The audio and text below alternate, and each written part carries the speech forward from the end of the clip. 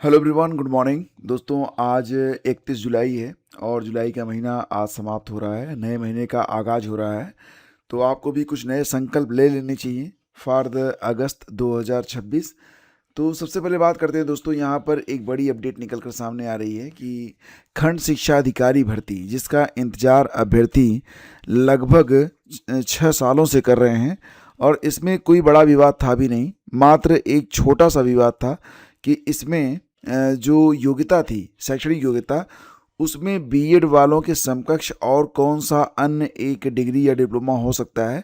बस इतना सा ही निर्णय लेना था, लेकिन इतना निर्णय लेने में भी सिस्टम को 6 साल लग गए हैं। या आप इसे यूं भी कह सकते हैं कि ये सही और मुफीद समय का इंतज़ार कर रहे हों, जो कि अब आया है। तो फिलहाल जो कुछ भी हो, खंड शिक्षा अधिकारी यानी कि ब्लॉक एजुकेशन ऑफिसर के 235 पद ये फाइनल किए गए हैं कि 235 पदों पर विज्ञापन जारी किया जाएगा। और ये जो 235 पद है दोस्तों, अब इस पर ही नोटिफिकेशन तैयार किए जाने के बारे में जो प्रक्रिया है स्टार्ट कर दी गई है। मतलब अगले सप्ताह अधियाचन भेजने की योजना पर निदेशालय में कार्य चल रहा है। तो प्रदेश में बीईओ ब्लॉक एजुकेशन ऑफिसर के कुल 1031 पद सृजित किए गए हैं और इन्हीं पदों में पदोन्नति का कोटा भी है। तो इस कारण रिक्त पद कुल देखे जाएं तो 338 पद रिक्त हैं, लेकिन इन पदों में 100 के लगभग पद ये पदोन्नति के लिए रोकने और मुकदमे के कारण प्रभावित पदों को भी रोकते हुए शेष जो 235 रिक्त पद हैं, तो इनको अब भर्ती के लिए लोक सेवा आयोग उत्तर प्रदेश को दिया जाएगा अगले सप्ताह तक। तो मतलब ये है कि अब खंड शिक्षा अधिकारी भर्ती में जो एक अंतिम अड़चन थी कि बीएड के समकक्ष कौन सी अन्य डिग्री या डिप्लोमा हो सकता है, तो उसको भी अब दूर कर दिया गया है। फाइनली ये माना गया है कि बीएड के अलावा किसी अन्य अभ्यर्थी को, मतलब बीएड के समकक्ष कोई भी अन्य डिग्री या डिप्लोमा नहीं है, और अगर खंड शिक्षा अधिकारी में किसी को आवेदन करना है तो ज़रूरी है कि वो बीएड ही हो। अगर बीएड नहीं है तो फिर इस भर्ती में पार्टिसिपेट शामिल नहीं हो पाएगा। तो ये खबर आज के अखबारों में प्रमुखता से है, सो आप लोग थोड़ा सा इस पर ध्यान दीजिएगा। और खंड शिक्षा अधिकारी में भी आप जानते हैं कि अच्छे खासे लेवल का, लगभग आरओ पीसीएस लेवल का ही जीएस पूछा जाता है। करंट का भी इसमें काफ़ी वेटेज रहता है। तो जीएस और करंट आप लोग पढ़ना शुरू करिए, क्योंकि अब तो जीएस आपके टीजीटी, पीजीटी और सुपर टेट परीक्षा का भी एक महत्वपूर्ण हिस्सा बन चुका है। दोस्तों बात करते हैं बहुप्रतीक्षित आपकी 2026 की टीजीटी और पीजीटी भर्ती के बारे में। तो फिलहाल इंतज़ार यही किया जा रहा था कि जो आयोग है आपका शिक्षा सेवा चयन आयोग, वो बार बार कह रहा था कि जब तक हमको ऑनलाइन अधियाचन प्राप्त नहीं होगा शिक्षा निदेशालय के द्वारा, तब तक हम विज्ञापन प्रकाशित करने की स्थिति में नहीं होंगे। तो चलिए, आपकी एक बड़ी अड़चन दूर हो गई है और ऑनलाइन विवरण ये शिक्षा सेवा चयन आयोग को शिक्षा निदेशालय के द्वारा उपलब्ध करवा दिया गया है। और फिलहाल दोस्तों यहाँ पर सब्जेक्ट वाइज, यानी कि किस विषय में सबसे अधिक सीटें हैं, किस विषय में सबसे कम सीटें हैं, ये डेटा भी आज के अखबारों में आ गया है। सो सबसे पहले तो आप ध्यान दीजिएगा कि हिंदी और अंग्रेजी वालों की सबसे ज़्यादा मौज है। हिंदी में कुल 2539 पद, जबकि अंग्रेजी में आप देखेंगे तो इसमें भी बहुत ही अच्छी खासी संख्या में पद हैं।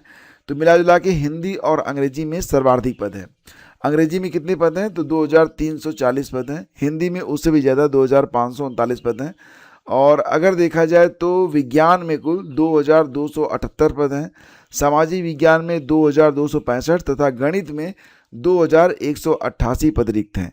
तो मिला जुला के देखा जाए तो 2026 की इस भर्ती में सबसे अधिक भर्ती हिंदी की, अंग्रेजी की, विज्ञान, सामाजिक विज्ञान और गणित की होने वाली है। इसके विपरीत सबसे कम रिक्त पद वाले जो विषय हैं उसमें बांग्ला है, फारसी है, गुजराती है, जिसमें केवल एक पद हैं। इसके बाद सबसे कम पद वाले विषयों में सिलाई में 14 पद, शारीरिक शिक्षा में मात्र 16 पद हैं। और पीजीटी के लिए कुल 34 विषयों के अधियाचनों के परीक्षण के बाद विषयवार भर्ती परीक्षा के लिए विज्ञापन जारी किया जाएगा। कुछ रिक्त पदों पर आयोग को विद्यालय प्रबंध तंत्र की ओर से शिकायत मिली है और उनके यहाँ समायोजन से पद जो है वो भर चुका है। तो फिलहाल दोस्तों अगर देखा जाए तो यूपी टीजीटी 2022 में अंग्रेजी विषय का अंतिम परिणाम घोषित नहीं किया गया था, और क्योंकि मामला जो था अंग्रेजी वाला, इसमें आपको पता ही होगा कि 29 प्रश्न ऐसे पूछे गए थे जो कि माने जा रहे थे कि ये आउट ऑफ सिलेबस हैं। 4 और प्रश्न ऐसे थे जो कि गलत थे। तो ये जो 4 प्रश्न और गलत वाले थे, इनसे संबंधित 42 अभ्यर्थियों को बुलाया गया है। कहाँ पर? जी हाँ दोस्तों, उनको बुलाया गया है 10 अगस्त को कि आओ अब अपना जो डॉक्यूमेंट वेरिफिकेशन है उसको करवा लो। तो डॉक्यूमेंट वेरिफिकेशन करवाया जाएगा और उसके लिए नोटिस आयोग की वेबसाइट पर लगा दी गई है। और अब जब इनका डॉक्यूमेंट वेरिफिकेशन हो जाएगा उसके पश्चात ही अंग्रेजी विषय टीजीटी का जो परिणाम है वो घोषित किया जाएगा। इससे संबंधित जो नोटिस है ये आपको ऑफिशियल वेबसाइट पर सबसे ऊपर ही देखने को मिल जाएगी और यहाँ पर आप इस नोटिस को देख सकते हैं, जो कि मैं लगा दूंगा आपके टेलीग्राम और व्हाट्सएप चैनल पर, ताकि आप इसे अच्छे तरीके से देख सकें। साथ ही साथ दोस्तों, जो अभ्यर्थी अनुपस्थित रह गए थे 9 से 17 जुलाई तक, जब यूपी टीजीटी का डॉक्यूमेंट वेरिफिकेशन चल रहा था, तो बहुत सारे अभ्यर्थी, हालांकि 17 तारीख को जिनका भी छूटा हुआ था सभी को बुलाया गया था, लेकिन फिर से यानी कि 17 को भी जो नहीं पहुंच पाए थे उनको एक अंतिम मौका दिया जा रहा है कि 10 अगस्त को जो ये बुलाए गए हैं 42 अभ्यर्थी, उन्हीं के साथ जिनको भी मतलब अपना डॉक्यूमेंट वेरिफिकेशन करवाना हो वो 10 अगस्त को भी आ सकते हैं।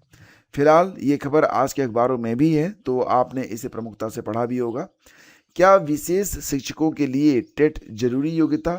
तो फिलहाल मामला यहाँ पर सुप्रीम कोर्ट में बिहार सरकार से ये बताने को कहा है कि क्या जो विशेष शिक्षक होते हैं, यानी कि जो दिव्यांग बच्चे या स्पेशल नीड वाले जो बच्चे होते हैं, उनको पढ़ाने वाले जो शिक्षक होते हैं, क्या उनके लिए भी टीईटी शिक्षक पात्रता परीक्षा कंपलसरी है? सुप्रीम कोर्ट ने इस बारे में विस्तृत हलफनामा दाखिल करने का निर्देश दिया है। न्यायमूर्ति दीपांकर दत्ता और न्यायमूर्ति सील नागू की पीठ बिहार सहित कई राज्यों में विशेष शिक्षकों की भर्ती से जुड़ी याचिकाओं पर विचार कर रही है। तो ये एक बहुत ही अहम फैसला होगा कि जो विशेष शिक्षक होते हैं क्या उनके लिए भी टेट अनिवार्य है। अगर अनिवार्य नहीं है दोस्तों, तो ये एक बहुत बड़ी राहत होगी स्पेशल टीचर्स के लिए। आगे बढ़ते हैं अगली खबर कि सीएम कैशलेस चिकित्सा योजना में जुड़े अब तक 5,40,000 शिक्षक।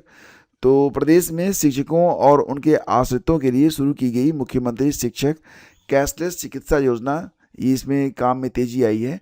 8 जुलाई को वाराणसी से बेसिक और माध्यमिक शिक्षा विभाग के लिए योजना के शुभारंभ के बाद अब तक 45% पात्र शिक्षकों ने ई-केवाईसी अपनी पूरी कर ली है।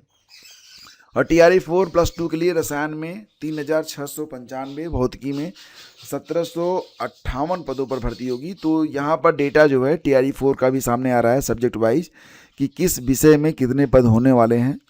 शिक्षक भर्ती के चौथे चरण यानी TRE 4 में कक्षा 11वीं और 12वीं में जो कुल 22 विषय हैं, तो इसमें 16,101 शिक्षकों की नियुक्ति की जाएगी। तो शिक्षा विभाग की ओर से बिहार लोक सेवा आयोग BPSC को भेजी गई रिक्ति में इन स्कूलों में रसायन विज्ञान में सबसे अधिक 3,695 और भौतिकी में 1,758 पद रिक्त हैं। 9वीं 10वीं में कुल 9 विषय हैं और इसमें कुल 3,877 शिक्षकों की नियुक्ति की जाएगी। मध्य विद्यालय कक्षा 6 से 8 तक के लिए 7 विषय में 8,583 और माध्यमिक स्तर यानी कि 5वीं तक प्राथमिक स्तर जो 5वीं तक होता है, इसमें 3 विषयों में 3,847 शिक्षकों की नियुक्ति जो है वो की जाएगी। तो शिक्षा विभाग ने BPSC को भेजी गई अधियाचना में विषयवार रिक्तियों का विस्तृत ब्यौरा उपलब्ध कराया है। TRE 4 के तहत कुल 32,388 शिक्षकों की नियुक्ति होनी है। अधियाचना के अनुसार उच्च माध्यमिक स्तर पर रसायन विज्ञान के बाद भौतिकी में 1,758, अंग्रेजी में 1,321 और वनस्पति विज्ञान में 1,078 पद हैं। मतलब सबसे ज़्यादा जो पद हैं उनके बारे में यहाँ पर जानकारी दी गई है। बाकी आप यहाँ पर देख सकते हैं जो विषयवार पद हैं, जैसे कि 11वीं और 12वीं के लिए विषयवार रिक्तियाँ हैं, उनकी पूरी लिस्ट यहाँ पर लगा दी गई है। आप एक बार इनका स्क्रीनशॉट ले लीजिए और ख़ुद देख लीजिए कि अगर आप इनमें से किसी विषय पर आवेदन करना चाहते हैं तो आपको कितने जो है पद मिल रहे हैं। पहला स्क्रीनशॉट आप यहाँ से ले लीजिएगा।